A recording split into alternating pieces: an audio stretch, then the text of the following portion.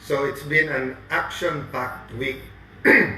Nagsimula po nung Sunday, prayers, meetings with meeting with many senators. We went to sleep just expecting a ordinary day nung Monday. Then to God's grace and mercy, I got a call Sunday morning. Monday afternoon, nakumpleto yung 13. Dumating si Senator Bato. And only to God's grace and mercy, nagpalit ng liderato sa Senado. Then of course, tumuloy-tuloy na. I was hoping na ang ating topic ng Thursday at Friday ay ang aking privilege speech nung Wednesday na ang tawag po ay, ang pangalan po ay Bigger Picture. Let me give you the 2-minute version. So, sinabi ko dun sa bigger picture na medyo nakatutok tayo sa politika, lalo po sa news at saka sa social media. Pero ang ordinaryong Pilipino, hindi lang siyempre political yung lens. Meron economic lens, no? O, ibig sabihin, kumbaga sa salamin, yung economic lens, yung pananaw ba na kamusta ang taas ng presyo, or PTK po yung ginamit natin, presyo, trabaho, kita. Kamusta ang presyo? Abot kaya ba? Or pataas ng pataas? Kahit okay yung presyo or mataas ang presyo, may trabaho ka ba? Kasi kung wala kang trabaho or wala kang negosyo, wala rin kita. At syempre, dinagdag din po natin yung issue ng corruption. Pinag-usapan din po natin doon na yung spiritual lens o yung sinasabi po natin morality and values. Importante po sa isang community, maging yan po ay pamilya, maging church, maging samahan ng magkakapitbahay, Tricycle Operator and Drivers Association o TODA, yan po ay maging barkada, yan po ay maging barangay, city, isang nation, yung values at yung kultura ng isang community. At pinag-usapan po natin doon na pag pinag-usapan natin ay kultura, meron tinatawag na 7 spheres or mountains, no? Yung pong family, yung pong church, yung pong government, business, education, health, at media. Ang media, kasama na po dyan ang entertainment at journalism. At pinag-usapan natin sa 7 yan na spheres or mountains of culture, lumalabas po ang values, ang sistema, ang pang-araw-araw na buhay ng isang tao, isang pamilya, isang bansa. So let's say when we're addressing corruption, hindi lang yung investigasyon at pagkaso nun, pero yung values, may integrity ba ang sistema, may integrity ba, may value ba ang tao na huwag magnakaw. In talking of all of that kasi, tayo'y naniniwala na yung pang-araw-araw na buhay ni Juana de la Cruz, ay hindi na pag-uusapan kasi syempre, maging sa Marites, maging sa official na news, maging sa chat groups, maging sa SOCMED, yung mga nagba-viral usually ay yung mga events at saka yung mga intriga. So sabi ko nga, from the search for the truth, ay naging mga propaganda. For example, paulit-ulit na sinabi na kaya nagkaroon ng leadership change para pigilan yung impeachment.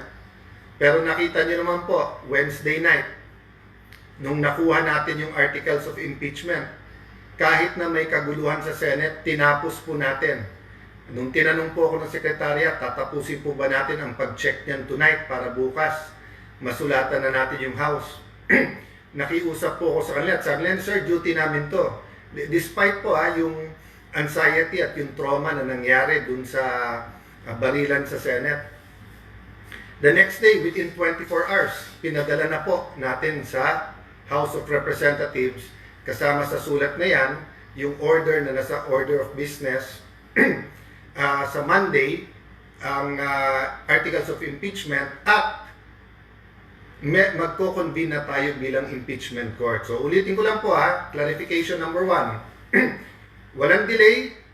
In fact, sa Monday, magko-convene na yung impeachment court. So I hope those who made a judgment, may you be a religious leader, may you be deans of law schools, may you be a private citizen, sabi ko naman po, we accept your criticism, dapat maging aktivista, dapat kalampagin nyo kami, pero if you made a judgment or an accusation, let's also have the humility of saying, ay mali pala kami. Kasi kita nyo naman pala ho, hindi totoo at propaganda lang at paninira sa bagong majority na yung impeachment ang main reason na pagpapalit, di ba? Marami tayong pag-uusapan kung bakit pinalitan ang majority, kasama dyan yung direction. Tingin ko po hindi natututukan ng husto yung present crisis ng ating bansa. Fuel price crisis, crisis po sa energy, crisis po sa trust sa gobyerno. And I'm not talking about the administration alone. Trust in the legislature, in the House, the Senate, trust sa ating traditional media, trust sa social media, trust sa ating administrasyon, trust sa impeachment process. Yung tiwala ba na may mga leader tayo na ginagawa nila ang lahat ng kaya nila para mapababa ang presyo or makontrol ang inflation, or that every student ay meron pong gamit at maganda po ang direksyon ng ating education system para may trabaho kagad. O yung tiwala po sa PhilHealth sa nangyaring mga budget scandal, or tiwala po sa DOH na parating may problema sa bidding at sa supply ng bakuna at ng gamot. Tiwala ng ating OFWs ay nasa magandang kalagayan, or that we're doing everything for their safety and welfare. May maraming issues po yan ha, safety and welfare. Okay. So, let me clarify a second thing before I go to the main topic. I'd like to clarify na agad-agad sinecure yung CCTV sa Senate. Marami pong theories, marami pong haka-haka, maraming nagpupush ng narrative, no? Isa sa unang sinabi sa akin ni Secretary Gilbert Remulla, ni Secretary John Vic Remulla, ay pagdating sa Senate, we will secure the Senate, we will make sure that everyone's safe. Sabi niya, Senate President, or kilala naman niya ako, so sabi niya, Alan, please make sure may access kami at na-secure yung CCTV. So as soon as I saw the Sergeant at Arms, sinabi ko na parating dito si Secretary Remulla, make sure that in front of them, makita nila yung CCTV, tapos may dalawang kopya. May kopya tayo, may kopya sila. Pangalawa ko sinabi po sa Sergeant at Arms, of course mabilis po to, so as far as I can recall, joint investigation to. Kailangan full transparency. Hindi pwede natin sabihin jurisdiction natin to, so tayo lang mag-iimbestiga. Klarong-klaro po yon na sinabi natin na to be transparent at naibigay kaagad to sa PNP at DILG. So sa lahat ng humihingi ng kopya, maging sa Office of the Ombudsman, maging sa NBI, I'll sort out the technicalities at legal later on ha, kasi even yung sinabi ko kahapon na kung sinususpindi nyo ang aming Sergeant of Arms, I have to wait for the memo ng aming legal and to ask the other senators kasi may legal issue dyan.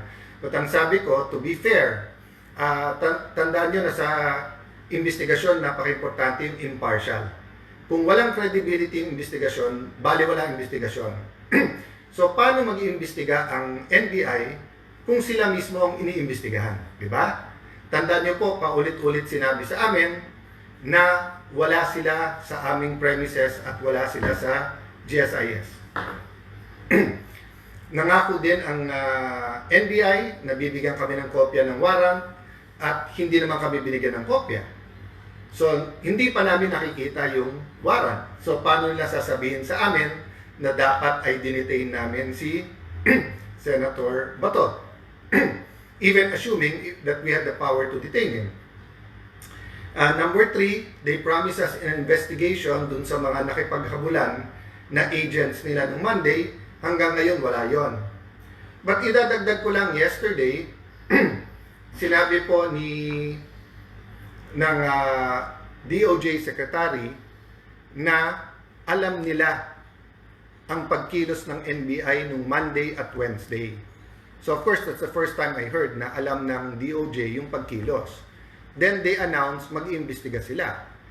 Baliktad ata, you should be part of those being investigated. Kasi iniimbestigahan nga yung ginawa ng NBI. So kung alam nyo, ba't hindi kayo nagsalita? So, hindi yan ang topic ko ngayon hapon, but eto lang iwanan ko sa inyo. If you wanna be the good guys, or you wanna be the vida, hindi pwedeng ikaw ay kontrabida. Okay? So, klaro yon. Hindi pwedeng sasabihin mo, mag-iimbestiga para malaman ang katotohanan, tapos ikaw pala yung dapat imbestigahan. That's precisely why I allowed the DILG and PNP, kasi hindi naman pwedeng Senate lang ang mag-iimbestiga. Dapat malaman din nila. But, one point lang, no, may napanood ako, I hope that wasn't AI. I know that reporter or news anchor sa isang radio station, tinanong niya si General Aberin, isang kilalang general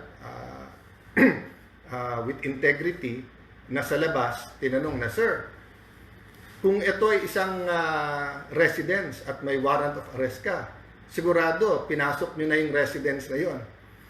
Hindi nga department ng gobyerno ang Senado. Ito ay isang branch of government. There are 3 branches of government: executive, legislative, and judicial. Sige nga, subukan nyo na armado kayo, pumunta kayo sa DOJ, tapos paalisin kayo ng Lunes. Sabihin nyo, wala kayong agent doon. Balikan nyo ng Wednesday, na meron kayo, tactical gear kayo at may dala kayong mahabang barel. Tignan po natin kung masaserve nyo basta doon sa loob, o kung yung marshals nila ay kikilos. Or pumunta kayo na Malacanang. Huwag nyo na sabihin presidente, sabihin nyo may isang official sa Malacanang na magsaserve kayo ng warrant. Sa Malacanang gawin, hindi kayo mag-coordinate sa Office of the Executive Secretary or sa PSG. Tignan natin kung hindi magkaputukan doon o hindi magkaroon ng warning shot, di ba? So, let's not confuse the public. Di ba? So, kung halimbawa yung isang senador who should act like an ordinary citizen, let's say, umorder ng pansit, yung uunahan niya sa restaurant or sa kalenderya ang isang ordinary citizen, yun, valid sabihin yun na porque senador ka, uunahin ka. Hindi ba dapat just like an ordinary citizen, nakapila ka? Pero yung sasabihin mo mag-serve ka ng warrant of arrest sa loob ng Senado, sasabihin mo this is like a private residence, kunting aral-aral naman. Napakabigat ng implication sa publiko kung tuturuan natin sila ng mali. It seems like an ordinary question, pero mabigat tong question na to, no? Same thing, kung sasabihin mo na, ba't ka magpapaputok dyan? Warning shot ba, ganyan? This is not an ordinary police situation in the street. We were on high alert the whole day. Wednesday, nakipaghabulan sa senador. We are a branch of government. And I'm not protecting any senator here. We're protecting the integrity of the Senate, the integrity of our Philippine Constitution. This is not about men or women or politics. This is about laws. It is about our democracy. It is about our Constitution. Okay? So, my main complaint yesterday was that from the search for the truth, parang naging PR campaign. PR meaning public relations. Parang may narrative, counter-narrative, para bang rumble sa college na wala nang pakialam kung sino tama at mali. Basta't kung brad mo yon, doon ka nakakampi. So para bang may 2 sides of the narrative, and then bahala na si Batman. Basta't ang importante, yung narrative namin. Hindi po. That's why nung humingi kami ng tulong, unang-una hiningi namin, every single person in the Senate ay ma-secure at masiguradong ligtas at hindi masaktan, including of course the Senate media na tinutukan talaga yung mga nangyayari doon. Ang problema, parating pa lang si Secretary John Vic at saka ang NCR ang NCRPO nasa labas, but ang Chief PNP may nagsasabi na stage to. So meron ng narrative. And then may counter-narrative na. I did not give in to a counter-narrative. So tignan nyo po ang aming joint statement at pagharap sa press ni Secretary Remulla. Sinabi ko, hintayin yung investigasyon. Hindi ko binanggit yung word na NBI, although meron na kaming initial findings na NBI, because I didn't want to influence anyone. And I didn't want this to be a government versus government unless there is a hard evidence, no? So, if the past few days we've seen PR campaigns, public relation campaigns, let me talk to you this afternoon or this evening about a different PR campaign. Sana po the rest of the day today and tomorrow, especially tomorrow, which is a holy day for many religious people regardless of your faith. Ang PR campaign na aking pong propose ay Prayer and Reflection Campaign. Prayer and Reflection Campaign. So let me start with prayer. May mawawala ba ho if as a nation we pray? So unang-unang prayer, di ba? To submit to God. God, we're imperfect. God, this is your country. God, this is your people. This is your government. This is your Senate. So kung anong gusto natin idain? Lord, this is your people. Maraming gutom.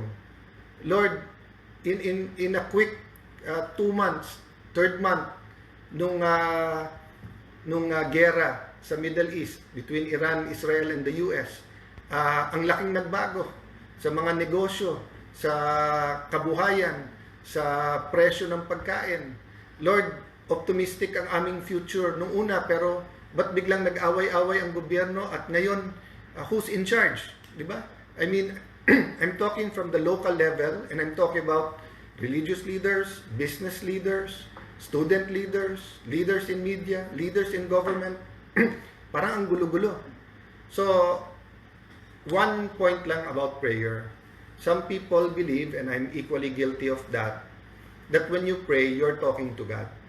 Part of prayer is meditating on His Word and receiving His answer. His answer can come but through calmness and quiet. His answer can call through circumstance. His answer is in His Word. His answer can come from visions. Diba? Ang point ko lang po, hindi to parang, Mami, Daddy, gusto ko ng kotse. Mami, Daddy, gutom na ako, kain tayo sa labas. Hindi po ganun eh. Papa, Mama, Mother's Day, kain tayo sa labas. Yes or no? Hindi po. You have to be still and quiet and also listen. Why reflect? So, I've gotten very good compliments. I've also read very unreasonable demands, including sa resignation ko. But let me ask you, may mawawala bang I'll reflect on it? May mawawala ba I'll look back last Sunday, Monday, Tuesday, lalo na Wednesday, what happened? Could I have done better? Did I do my best? Was I there for other people? Am I fully protecting the institution, or was I also a little bit political? Did I open up enough the Senate to an investigation? Tandaan nyo po, balance yun. Ha? If I have to protect the Senate, so hindi ka pwedeng totally mag-surrender na bahala na kayong lahat mag-imbestiga. It is a branch of government. We have to protect the integrity of the Senate. On the other hand, we have to make sure it's independent, transparent, believable, credible. So, I also criticize yung iba kong mga kasama kasi una, hindi kami nakarinig na buhay pa ba kayo, kamusta kayo. Then pangalawa, ang criticize at yung ginamit na po na na narrative is political. Having said that, may mawawala ba for me to check, tama ba yung mga sinabi ko about them? If I were in their position, ano bang iisipin ko, di ba? So, when we reflect, we have to start with ourselves. Ang daling mag-reflect sa iba. Madaling mag-reflect sa kalaban mo, sa kabilang grupo, sa maling ginawa ng executive, maling ginawa ng... but what about yourself? No? So, I'll be doing that. Yes, I'll be meeting some senators. I'll be preparing for Monday. We'll be doing a lot of things. I'll have a little bit of a family time. I'll try to get some rest. Medyo, alam nyo na, pagod, konting acid. I've been having medyo dry din yung mouth. I think because nga, pagka may antihistamine, aside from anti-asthma, pag natutulog, nakaka-dry din ng mouth. So, there's many things. We're all human, di ba? But we're all created in God's image and nature. And I want to read this verse, John 1:4. I have no greater joy than to hear that my children are walking in truth. Napakagandang verse, di ba? Sabi niya, I have no greater joy than to hear that my children are walking in truth. So hindi sinabi dito, I have no greater joy than to hear the Soto group being the majority in the Senate. Hindi sinabi dito, I have no greater joy than Cayetano replacing Soto. Hindi nakalagay dito that I have joy na tama ang DILG or tama ang DOJ or Ombudsman. Ang nakalagay dito, I have no greater joy than my children. And I do believe all of us have the right to be His children. Of course, we have to believe. And sabi that, are walking in truth. So, hindi lang believing in truth, hindi lang seeking truth, but walking in truth. So, babalik ako sa prayer. Let's all pray for truth. Diba? Kasi pag may for example ang isang addict, naniniwala siyang hindi siya addict, hindi siya gagaling. So, let's say addict sa alak. So, ang inisip usually ng addict sa alak, kung 2 bote lang, 2 shot, kaya ko yan. Diba? Or addict sa sugal. Kung magtotongits lang naman ako ng tanghali, magkakasino lang ako mamayang gabi, mag-online gaming lang ako in between, hindi naman ako addict. So, if you do not start with the truth, you cannot address the problem. So, ganun din po. If the Senate will think that the problem is the majority, if ibebenta nila, impeachment lang to, yan lang ang without saying na, sandali lang, how have we dealt with corruption issues? Have we done enough to really address it? How have we dealt with prices, with inflation, prices of food, productivity ng ating farmers, with flood control? Hindi lang yung flood control investigation, tag-ulan na. Kita nyo, konting ulan, may bumabaha na. So, we have to reflect on so many things, di ba? Dati, leader tayo sa education. Totoo ba, the last year, naunahan pa tayo ng Cambodia sa tourism. Paano kabuhayan ng ating mga kababayan? Let me give you one point. I'm reflecting on, alam ko na kasi kasunod pag ganito na may kahirapan, kasunod na nito new taxes. Whether the day na medyo controversial yung IMF, 1970s, 80s, hanggang nung naging congressman ako, late 1998, parati yan, na ayusin nyo yung fiscal position nyo, yung pananalapi, mag-tax na naman. So, paulit-ulit ko po sinasabi, sana ngayon may makinig na as Senate President and head of the new majority. Nung panahon ni President Ramos at nagka-crisis, nag-impose siya ng 10% across the board sa lahat ng departamento. Maliit lang ang budget nun. Ngayon, mahigit 6 trillion yung budget So, pag nag-impose ka ng 10%, forced savings, 600 billion na kagad yun. Kahit imperfect, sabihin natin, some departments 5%, some 7, some 10, some 12. Sa 5%, 300 billion yun. Baka naman hindi natin kailangan ng taxes. Or baka kailangan, pero as the new Senate President, at least while I'm there, ipakita nyo muna na lahat ng luho at lahat ng hindi kailangan sa gobyerno na isang tabi at magagamit natin sa tama. Okay? I will recognize whatever the administration has done or is doing, di ba? But there's so much we can do. And we're only talking about the 2026 budget. Tandaan nyo, may pera pa from the 2025 budget. O yung ibang nirealign for the crisis, ma-report kung nasaan yan. So just an example, no, that as I reflect, diba? So I also have to reflect kasi kung what we're going to do today, what we're going to do tomorrow, what will next week, next month, next year look to each and every Filipino. So guys, thank you for spending time with me today. Ulitin-ulit yung verse. Sabi ng Panginoon, I have no greater joy than to hear that my children are walking in truth. So sana po, magkalaban man tayo sa politika, magkaiba man ang opinion natin, we can start looking at each other as lahat anak ng Diyos. Just because we have different ideas, we don't have to call each other evil, di ba? Or call each other names. There is evil. There is evil in our society, di ba? Pero kaya nga sinabing hate the sin but love